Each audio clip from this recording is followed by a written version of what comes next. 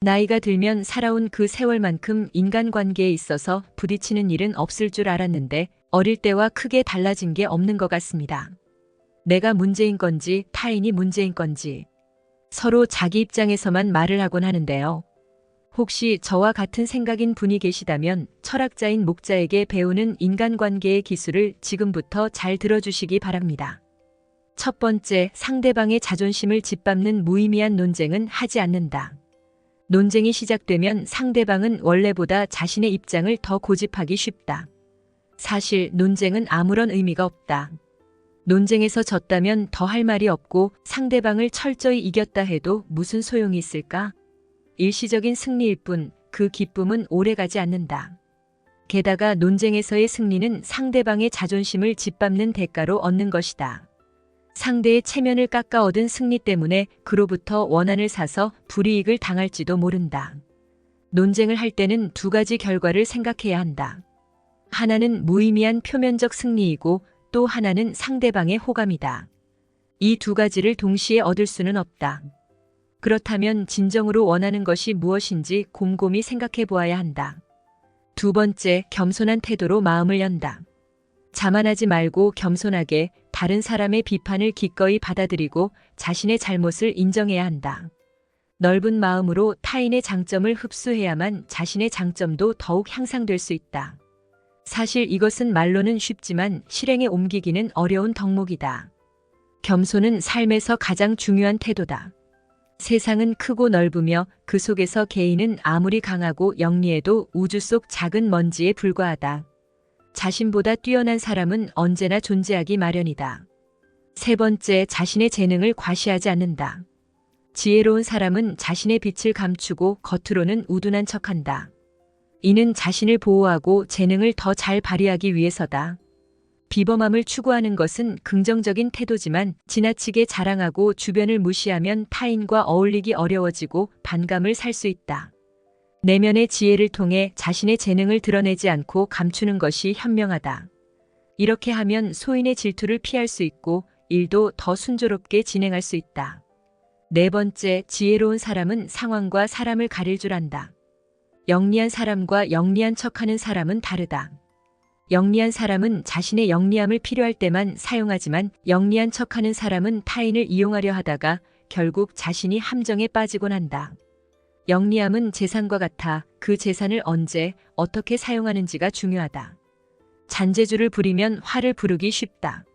다섯 번째, 소인에게 맞서거나 피하는 기술을 익힌다. 사람은 크게 군자와 소인으로 나뉜다. 군자는 공명정대하지만 소인은 항상 자신의 이익만을 계산한다. 소인은 기회만 있으면 다른 사람을 이용하려 한다. 소인과의 교제는 신중해야 하며 대결보다는 피하는 것이 낫다. 소인의 미움을 사지 말라는 옛말이 있듯이 소인을 얕보아서는 안 된다. 여섯 번째, 아첨하는 사람을 가까이 두지 않는다. 사람들은 대체로 다른 이의 화를 사지 않으려고 좋은 말만 하려 한다. 하지만 친구라면 듣기 좋은 말만 하는 것이 아니라 때로는 상대방의 잘못을 지적하는 것이 진정한 우정이다. 결점이 보이는데도 말하지 않는 사람은 진정한 친구가 아니다. 당신의 결점을 솔직히 지적해주는 사람이야말로 인생의 스승이자 진정한 친구다. 일곱 번째, 나를 비워야 타인을 담을 수 있다. 교만은 친구의 조언을 멀리하게 만든다. 다른 사람의 의견이 다르다고 잘난 척하지 말고 스스로를 돌아보아야 한다. 그래야 마음을 비우고 성숙할 수 있다. 마음을 비워야만 다른 사람을 받아들일 수 있고 교만하면 자기 자신만 남는다. 우리가 무의식적으로 물이 가득 찬 컵처럼 행동할 때가 많다. 그러나 마음을 비우고 배울 준비가 되어 있을 때 더 많은 것을 발견할 수 있다. 삶의 지혜, 지혜로운 삶. 우리가 인생을 살아가면서 지혜로운 사람이 되고 싶어하는 이유는 무엇일까요? 이건 간단합니다. 바로 나의 심신 건강을 위해서 그리고 내 자식, 내 가족들이 평안하고 지혜로운 삶을 살아갈 수 있도록 도와주기 위해서일 겁니다. 하지만 지금 세상이 그저 지혜만으로 살아갈 수 있는 세상일까요? 자녀 및 부모 부양으로 인한 노후 준비 무방비, 급여 인상이 물가 상승을 따라가지 못하는 상황, 초고령 사회 등의 뉴스만 보더라도 살아가기 힘든 세상임을 알 수가 있습니다. 실제로 평소 생활 속에서 직접 힘듦을 겪은 분들은 잘 아실 거예요.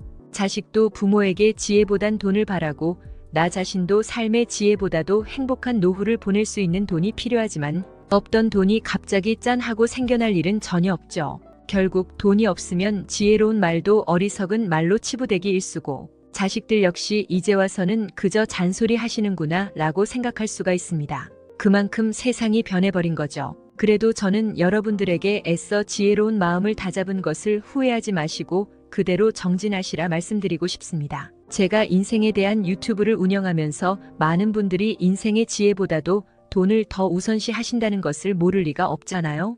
지금부터는 지혜와 금전을 갖춘 분들은 영상을 끄셔도 좋고 그게 아닌 분들은 제가 특별히 이벤트를 진행해 드리려고 합니다. 자식들에게 올바른 길을, 나에겐 행복한 노후를 선물할 수 있는 내용들이니 영상 끝까지 시청해 주시고요. 이벤트 내용은 제가 지난번에 진행했던 구독자분들과 함께하는 주식으로 수익 내기 이벤트를 재차 진행하려고 합니다.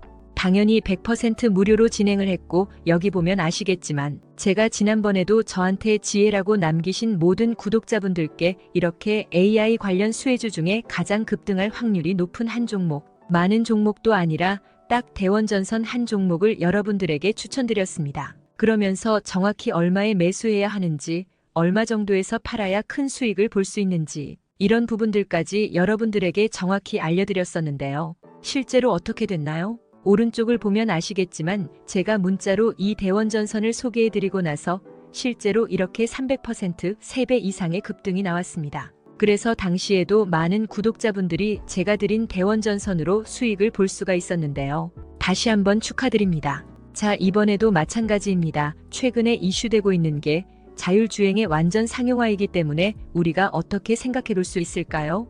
자율주행이 상용화되면서 가장 필요한 부품인 차량용 AI 반도체의 수요가 굉장히 커질 수밖에 없다.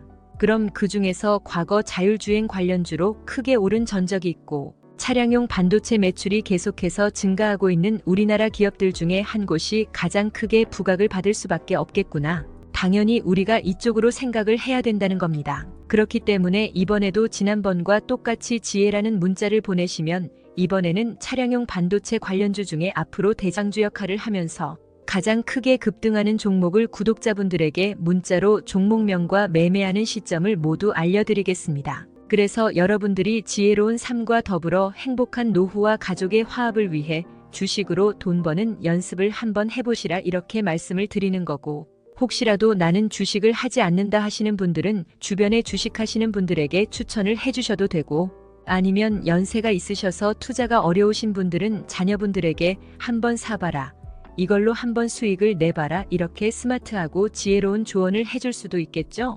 그래서 지금 이 영상을 보시는 제 구독자분들 중에 나도 지혜로운 삶을 위해 이번 종목이 조금 궁금하다 하시는 분들은 누구나 상관없이 어느 시간대나 상관없이 연락하실 수 있도록 이렇게 이벤트 전용 번호를 항상 남겨놓고 있습니다. 이전처럼 똑같이 지혜라고 문자 보내시면 제가 이번에도 똑같이 무료 추천 급등주를 보내드리겠습니다. 이해되시죠? 여기 있는 이벤트 전용 번호로 지혜라고 보내시면 여러분들이 직접 지혜로운 삶을 위해서, 행복한 노후를 위해서, 자녀분들을 위해서 돈 버는 연습을 해보실 수가 있는 거고, 제가 돈을 받는 것도 아니고 투자를 대신해 드리는 것도 아니니까 부담 없이 신청하시면 되는 겁니다. 그리고 여러분들이 수익이 나면 저는 다른 것은 바라지 않습니다. 제 채널의 구독이랑 좋아요 한 번씩만 눌러주시라 이렇게 다시 한번 말씀을 드립니다. 여러분들의 행복하고 지혜로운 삶을 기원합니다.